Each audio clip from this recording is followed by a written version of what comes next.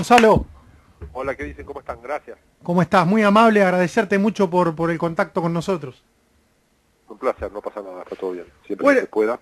sí. Bueno, Gonzalo, para empezar a charlar un poquito brevemente, se vienen ahora los próximos Juegos Olímpicos, sos un especialista de eso, se ve cómo lo disfrutás a la hora de esas grandes y eternas transmisiones en Teis Sport. ¿Cómo los vivís vos estos Juegos Olímpicos? Sos uno de los periodistas deportivos que más sigue la gente a la hora de estos eventos, que por ahí muchos de nosotros nos lo chocamos cada 4 años, pero vos haces todo un trabajo en ese tiempo y seguís un montón de deportes que algunos aprendemos con vos a ver cómo se juegan, etcétera. ¿Cómo te preparás para eso?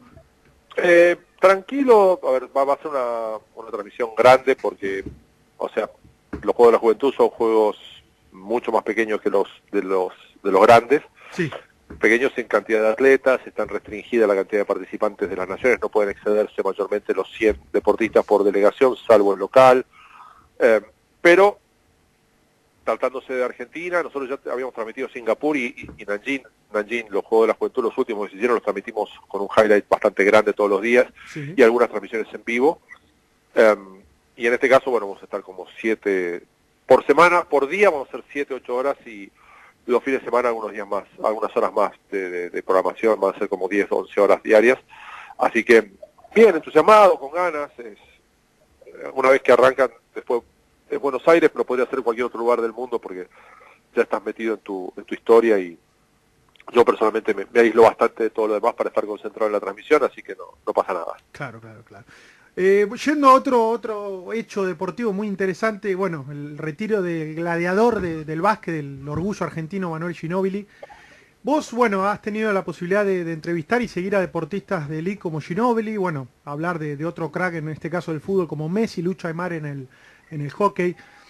¿Qué, qué tienen de distinto estos tipos que llegan a donde llegan, ¿no? Que uno ve no solo las condiciones técnicas, sino también, me imagino, lo que debe pesar la mentalidad, el hambre, la superación. ¿Cómo ves a estos fenómenos que uno los ve como extraterrestres de su deporte? Sí, hay un combo de cosas que se acumulan ahí, ¿no? Yo no me animaría a sentenciar nada al respecto de qué es lo que los distingue especialmente, porque una de las características que tienen tipos como Ginóbili, como Aymar, como Messi, es que son de otra dimensión. En general, una de las cosas que me enseñó este trabajo es que cualquier mortal está lejísimos de poder practicar un deporte como lo practican los de alto rendimiento. Claro. Y estamos hablando aquí de alguien que encima lo hace muy por encima de los de alto rendimiento, o sea, mirá lo lejos que están de nosotros. Yo creo que ahí hay una mezcla de capacidad atlética, espíritu competitivo y un alto nivel de inteligencia, un alto nivel de comprensión del juego. O sea, Messi, Luciana, Ginóbili, como muchos otros, Juan Román Riquelme, Bocini en su tiempo hablando de fútbol, Maradona mismo, por supuesto, entienden el deporte desde otro lugar, o sea, tiene una visión como, por decirlo de alguna manera, como si mientras todos vemos todo en cámara rápida, ellos lo ven en cámara lenta para poder tomar una mejor decisión. Y ven más jugadas más adelante como si fueran ajedrecistas, o sea, hay una cantidad de cosas que los ponen en un nivel incalculable, ¿no? Claro. Tal cual. Gonzalo, ¿cómo estás? Javier Ibarra te saluda. ¿Qué decís?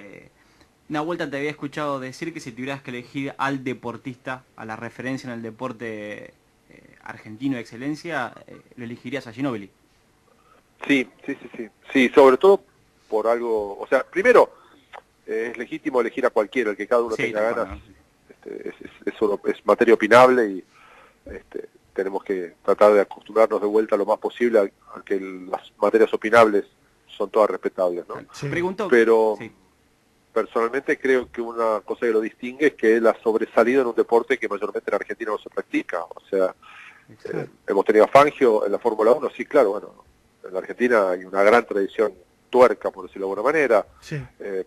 Hablamos de fútbol lo mismo, hablamos de tenis lo mismo.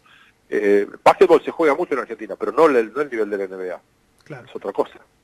Y bueno, y eso es lo que le ha pasado a Ginóbili, ¿no? Marcar una diferencia abismal en un deporte que en Argentina no se juega en este nivel, ¿no? Gonzalo, ¿cómo te va? Marcelo, mi nombre. ¿Qué decís, Marcelo? ¿Cómo te va? Mira, yo te quería preguntar, porque siempre tengo recuerdos de los Juegos Olímpicos, obviamente tu relato que va más allá de lo que es el deporte, siempre comentás la historia, o sea, va mucho más allá del relato sobre lo que es los juegos, ¿no? Y quería preguntarte cómo surgió eso, ¿no? De contar un poco más la historia del lugar donde se realiza el juego, cómo fue surgiendo ese tema, ¿no? De comentar el deporte y la historia, sobre todo. Mira, a ver, más allá de la historia, que hay algunos datos, la idea en general, con el paso del tiempo, fue, a ver, durante las 12, 13, 14 horas diarias de transmisión de un Juego Olímpico, tenemos una gran ventaja los que relatamos, y es que podemos estar todo el tiempo mostrando imágenes, sin aparecer nosotros en cámara y sin siquiera hablar. Entonces, la clave para marcar una diferencia, me parece, es aportarle al público los datos suficientes como para no molestar al fanático de ese deporte, Claro. porque son datos muy básicos los que se aportan, y a los que no conocen ese deporte, seducirlos con las 2 o 3 pautas básicas para entender cuál es el gol en cada deporte, ¿no? A qué se juega, por qué se juega cada deporte, cómo se define, en algún caso cuál es el origen, o sea, por qué razón hay ciertos deportes donde los mejores del mundo son chinos o coreanos o italianos o españoles o argentinos, Claro. Y en otros lados de otros países, en fin. Son datos que están al alcance de la mano, son muchos deportes, es cierto, pero tampoco son tantos datos de tantos deportes, ¿no? Habitualmente tratamos de manejarlo sin abrumar, sin exagerar, y tratando, o sea, cuanto más exagerás y abrumás, más a riesgo estás de decir una pavada. Claro, es verdad. Así que bueno, está Exponés. bueno eso. Yo creo que la clave es que la gente sepa, los que practican el deporte en los Juegos Olímpicos son formidables.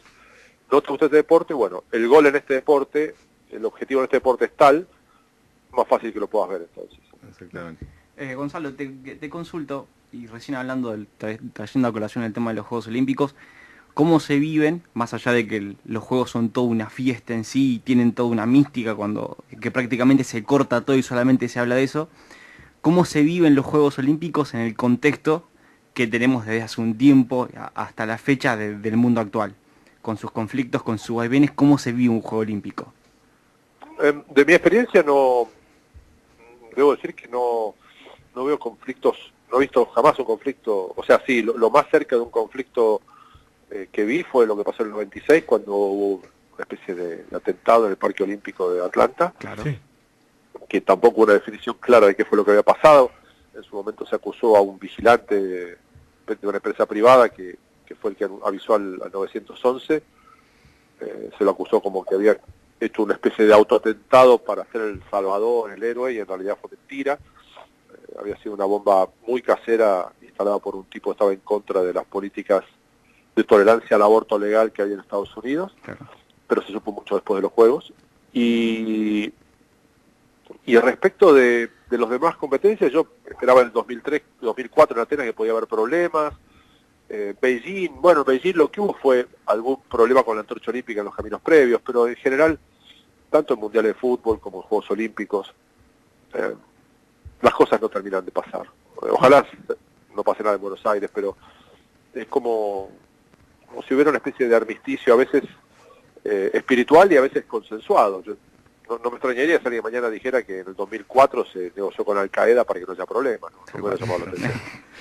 Bueno, Gonzalo, para ir terminando y no robarte más tiempo, te quería consultar sobre el rearmado de la selección argentina, un técnico, digamos, interino ahora con Leonel Scaloni. Vos con tantos años de periodismo, ¿ves realmente un rearmado de fondo en lo que es el fútbol argentino, en lo que respecta a la selección nacional, o estamos más o menos como nos suele pasar a veces después de cada mundial, donde nos criticamos muchas cosas, pero después lo de fondo no termina cambiando y son volantazos, digamos, momentáneos? Mirá, no veo que haya nada que quieran acomodar demasiado. Para mí el seleccionado es un agente mediático muy fuerte y una federación que es un desastre. No descubro nada con esto. Y es difícil que no se traslade ese desastre al seleccionado mismo. Que esté Scaloni, la verdad, no es una referencia muy fuerte en este caso. Yo lo que espero es que Scaloni pueda hacer un buen trabajo del sub-20 y después con el preolímpico, si es que lo maneja él, que va a ser el sub-23 del año que viene. Me gusta cómo piensan el fútbol y la vida, Pablo Aymar y Diego Placente, que son los que trabajan con los juveniles, Sí. junto con Scaloni también.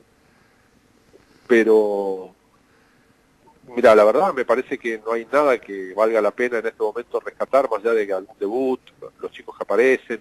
Para empezar, estos planteles van a ser insostenibles si no hay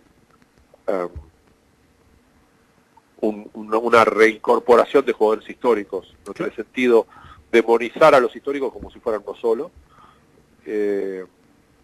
Por otro lado, la muestra de que mucho no les importa está en que el partido se jugó en una cancha espantosa, el partido con Guatemala en una cancha espantosa, Sí. con poco público y en un horario marginal, con lo cual hasta perjudicas a los sponsors, que se dan cuenta que la audiencia baja a la mitad fuera del prime time, que perfectamente le podría haber dado. Argentina, Guatemala en Los Ángeles se puede jugar a las 6 de la tarde sin ningún inconveniente, hora de Los Ángeles, o a las 5 de la tarde de Los Ángeles. Pero bueno, el fútbol argentino está tercerizado hace años en manos de un par de amigos que hacen negocio y así seguimos, ¿no? Así que no, tampoco me parece bien que Scaloni hable de que la 10 es de Messi hasta que Messi quiera.